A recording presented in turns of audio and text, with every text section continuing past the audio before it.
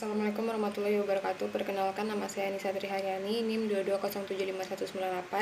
Pada kesempatan kali ini saya akan menjelaskan mengenai stoikiometri. Stoikiometri berasal dari kata Yunani yang berarti mengukur. Dalam ilmu kimia, stoikiometri adalah ilmu yang mempelajari kuantitas suatu zat dalam reaksi kimia. Zat-zat tersebut meliputi massa, jumlah mol, volume, dan jumlah partikel. Stoikiometri adalah ilmu yang mempelajari kuantitas dari produk dalam reaksi kimia. Dalam perhitungan stoikiometri, paling baik dikerjakan dengan menyatakan kuantitas yang diketahui dan tidak diketahui dalam mol, kemudian bila perlu dikonversikan menjadi satuan lain. Bereaksi pembatas adalah reaktan yang ada dalam jumlah stoikiometri terkecil, dan reaktan ini membatasi jumlah produk yang dapat dibentuk jumlah produk yang dihasilkan dalam suatu reaksi atau hasil sebenarnya mungkin lebih kecil dari jumlah maksimum yang mungkin diperoleh hasil teoris. Hukum stoikiometri. Ada beberapa hukum dasar kimia yang digunakan untuk stoikiometri, yaitu hukum kekekalan massa, hukum perbandingan tetap, hukum perbandingan berganda, hukum Gay-Lussac, dan hukum hipotesis Avogadro. Mari kita bahas satu persatu hukum dasar kimia tersebut. Yang pertama yaitu hukum kekekalan massa. Hukum ini menyatakan massa total suatu bahan sesudah reaksi kimia sama dengan massa total bahan sebelum reaksi. Contohnya adalah pada massa kayu yang belum dibakar memiliki massa yang sama dengan hasil pembakarannya. Dan selanjutnya hukum perbandingan tetap. Hukum yang dicetuskan oleh Joseph Brod pada tahun 1799 ini menyatakan perbandingan massa unsur-unsur penyusun suatu senyawa selalu tetap tidak berubah. Contohnya, perbandingan massa hidrogen dan oksigen dalam air adalah 1:8, tidak bergantung pada jumlah air yang dianalisis. Selanjutnya, hukum perbandingan berganda yang ditemukan oleh John Dalton pada tahun 1803, yaitu apabila ada dua unsur yang dapat membentuk lebih dari satu senyawa, perbandingan massa unsur yang satu yang bersenyawa dengan unsur yang lain tertentu massanya adalah bilangan bulat dan sederhana. Contohnya, jika hidrogen yang bereaksi masing-masing 1 gram, H2O air yang terbentuk akan mengandung 4 gram oksigen, 8 gram pada H2O, hidrogen peroksida. Selanjutnya, hukum Gay-Lussac. Hukum Gay-Lussac ini atau yang dikenal juga dengan hukum perbandingan volume dicetuskan oleh ilmuwan asal Prancis yaitu Joseph Gay-Lussac. Berdasarkan penelitiannya, Lussac mengambil kesimpulan bahwa perubahan volume gas dipengaruhi oleh suatu suhu dan tekanan. Contohnya saja, pada suhu dan tekanan tertentu, 1 liter gas nitrogen bisa bereaksi dengan 3 gas hidrogen, hingga menghasilkan 2 liter gas amonia. Selanjutnya, hipotesis Avogadro. Hipotesis Avogadro ini memiliki dasar kimia yang digunakan untuk stoikiometri.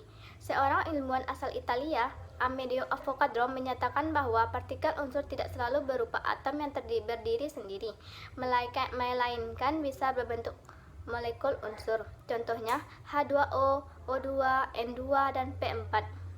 Berdasarkan pemikiran tersebut, Avogadro berhasil menjelaskan hukum Gay-Lussac dan membuat hipotesis, yaitu pada tekanan dan suhu yang sama, perbandingan gas yang memiliki jumlah volume sama yang mempunyai jumlah molekul yang sama pula. Konsep kimia stoikiometri.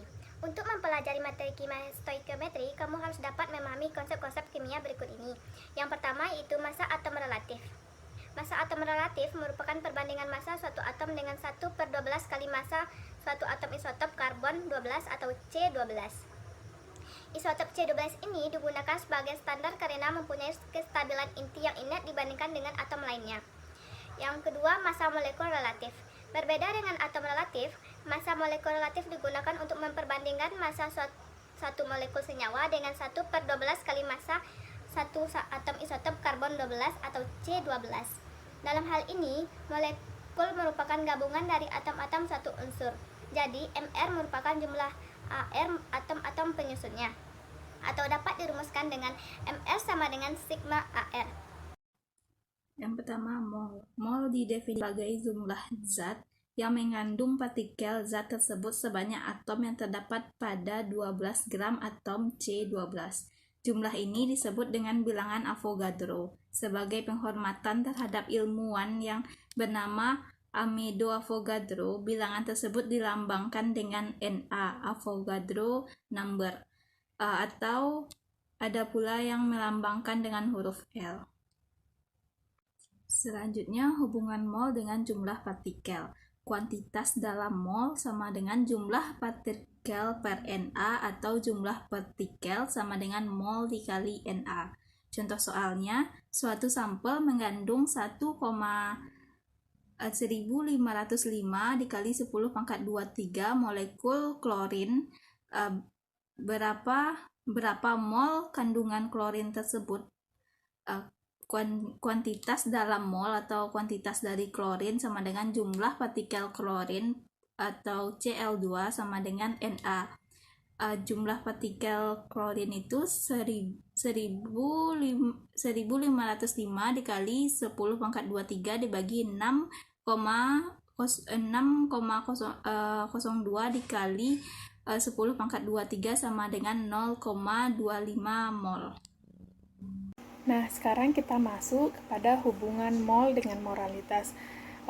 Contoh soalnya yaitu, berapa moralitas larutan yang terjadi jika 4 gram NaOH dilarutkan ke dalam air sampai volumenya menjadi 500 ml.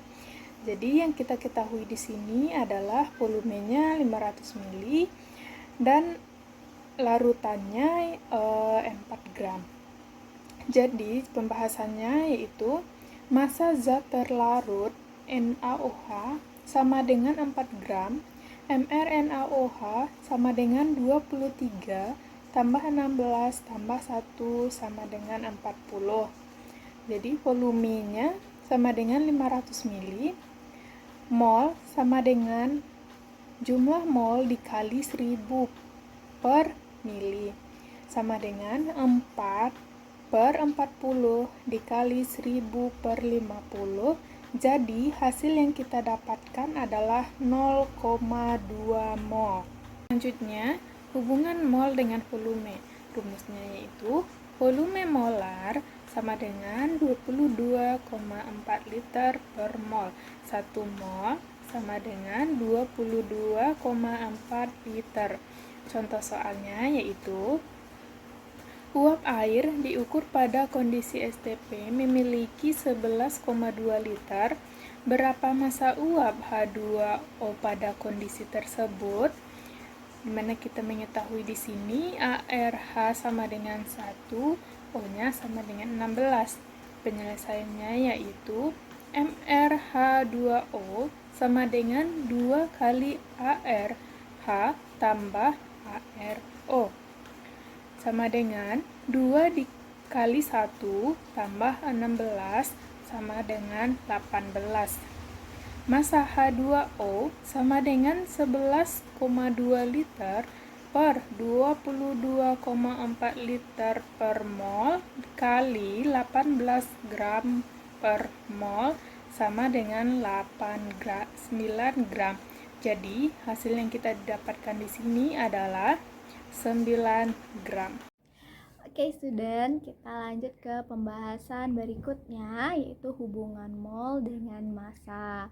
Oke, kita lanjut ke contoh soal yang pertama, yaitu hitunglah kuantitas dalam mol dari 240 gram Ca jika diketahui ArCa sebanyak 40. Nah, bagaimana sih penjelasannya? Ada yang tahu? Oke, kita bahas ya. Kuantitas sendiri itu memiliki rumus massa per Ar. Nah, karena yang diketahui di sini adalah Ca, otomatis massa dan Ar-nya yang kita pakai adalah massa dan ArCa. Nah, berapa tadi di soal? Yang pertama yaitu kita bisa lihat di sini massanya Ca itu ada 240 gram dan Ar-nya itu ada 40. Nah, kita tinggal masukin aja massa per Ar sama dengan 240 per 40. Jadi kuantitas dari Ca itu sendiri adalah 60. Oke. Jadi kuantitas dari Ar itu sendiri adalah 60. Udah kan? Oke, Ananda semua, kita lanjut ke soal nomor 2. Kalau yang tadi kita ditanyakan kuantitasnya, kalau sekarang kita harus mencari masanya. Berikut soalnya, berapa gram besarnya massa dari 3 mol gas CO2? Dengan diketahui di sini ada ARC sama dengan 12, sedangkan ARO sama dengan 16. Seperti yang kita ketahui, rumus dari massa yaitu sama dengan mol dikali mr. Sementara di soal hanya diketahui molnya saja, mr-nya belum. Nah, terus gimana dong? Makanya kita cari mr dulu.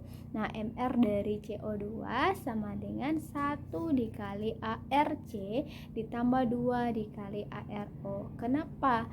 ARC 1 karena jumlah senyawanya cuma 1 yaitu C, sementara kalau O-nya 2 karena jumlahnya ada 2.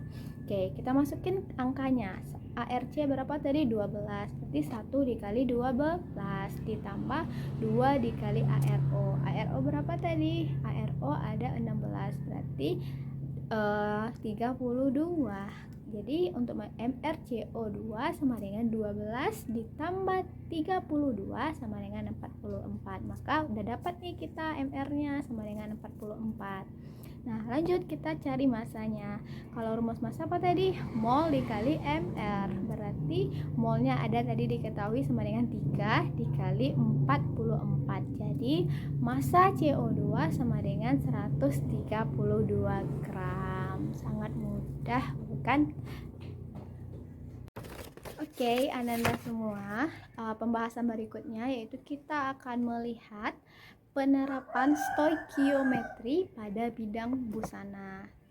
Karena apa? Biar ilmu kita semakin diingat, kita juga harus tahu pengaplikasian ilmu teori ini di dunia nyata itu bagaimana. Nah, salah satunya di bidang kita, yaitu bidang busana.